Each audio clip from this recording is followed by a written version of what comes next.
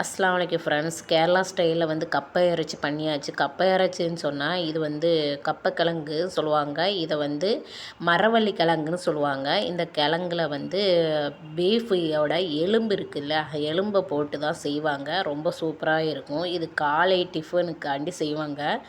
அதுக்கப்புறமா ஈவினிங் வந்து டீ குடிக்கிறதுக்கும் இதை வந்து வச்சு சாப்பிடுவாங்க. ரொம்ப சூப்பராக இருக்கும். இது எப்படி செய்கிறதுன்னு பார்க்கலாம். குக்கரில் தான் நம்ம செய்ய போகிறோம். ஏன்னா பீஃபாக இருக்கிறதுனால சீக்கிரமாக வெந்து கிடைக்காது. வேகிறதுக்காக நம்ம வந்து குக்கரில் செஞ்சிடலாம். 3 டீஸ்பூன் ஆயில் ஊற்றிக்கோங்க. 3 பெரிய வெங்காயம், 3 பெரிய தக்காளி, அது கூட வந்து கொஞ்சம் பட்டை, லவங்கம், ஏலக்காய் இதெல்லாம் சேர்த்துக்கோங்க. அதுக்கப்புறம் வந்து இஞ்சி, பூண்டு இதெல்லாம் தேவையான அளவு எடுத்துக்கிட்டு அதையும் போட்டு, அது கூட வந்து சின்ன ஜீரகம், பெருஞ்சீரகம் போட்டு 1 டீஸ்பூன் போட்டு நல்லா அரைச்சி எடுத்துக்கோங்க. தண்ணி விடாமல் அரைக்கணும். அரைச்சிட்டு அது நல்லா ஆயிலில் போட்டு அப்படியே நல்லா வதக்குங்க. வதக்குறதுக்கு நம்ம வந்து 1/4 டீஸ்பூன் மஞ்சள் தூள் போட்டுடலாம்.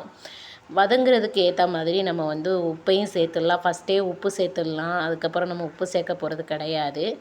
சேர்த்துட்டு நல்லா வதக்கி விட்டுருங்க. இது வந்து நீங்கள் சின்ன வெங்காயத்தை வந்து எண்ணெயில் போட்டு வதக்கிட்டு அதுக்கப்புறம் இந்த மசாலா போட்டு வதக்கலாம். நீங்கள் சின்ன வெங்காயம் இல்லாதனால நான் அப்படியே இந்த மசாலா மட்டுக்கு போதுமானது அப்படின்னு சொல்லி வதக்கிக்கிட்டு இருக்கேன்.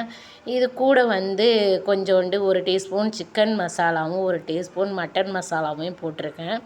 போட்டு இது நல்லா வதங்கட்டும். வதங்கும்போது உங்களுக்கு தெரியும் எண்ணெய் பிரிஞ்சு நிற்கும். அந்த மாதிரி ஸ்டேஜில் வதங்கினதுக்கு பிறகு நம்ம கழுகி வச்ச இந்த பீஃபோட எலும்பை போட்டுடலாம்.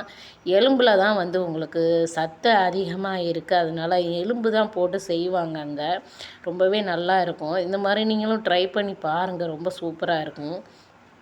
இது நல்லா அந்த மசாலா கூட சேர்த்து நல்லா பெரட்டி விட்டுருங்க. பெரட்டி விட்டதுக்கு பிறகு இது கூட வந்து மல்லி மசாலா, தனி மல்லி மசாலா இருந்துச்சுன்னா போடுங்க, நல்லாயிருக்கும். நான் வந்து இது கூட காரத்தூளும் சேர்ந்துருக்கிறதுனால மல்லியும் காரமும் சேர்ந்ததுனால காரம் தனியாக போடலை நான். மட்டன் மசாலா, சிக்கன் மசாலாலாம் உங்களுக்கு காரம் இருக்கிறதுனால நான் தனியாக காரம் போடலை.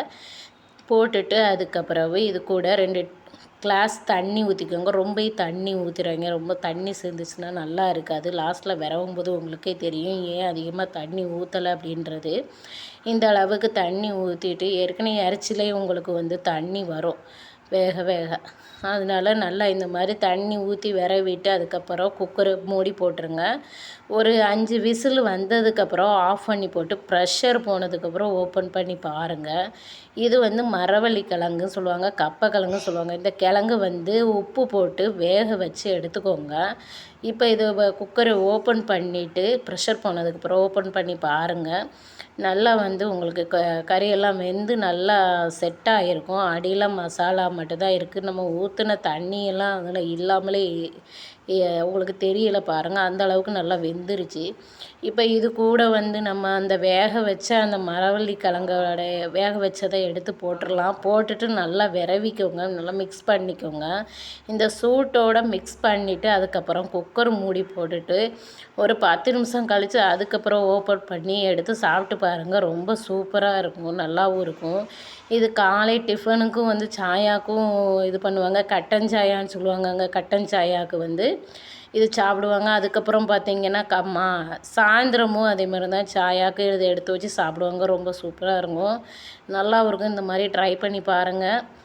இந்த வீடியோ பிடிச்சதுன்னா லைக் பண்ணுங்கள், ஷேர் பண்ணுங்கள், கமெண்ட்ஸ் பண்ணுங்கள், சப்ஸ்கிரைப் பண்ணுங்கள். நம்ம சேனலுக்கு அதிகமாக சப்போர்ட் பண்ணுங்கள் ஃப்ரெண்ட்ஸ்.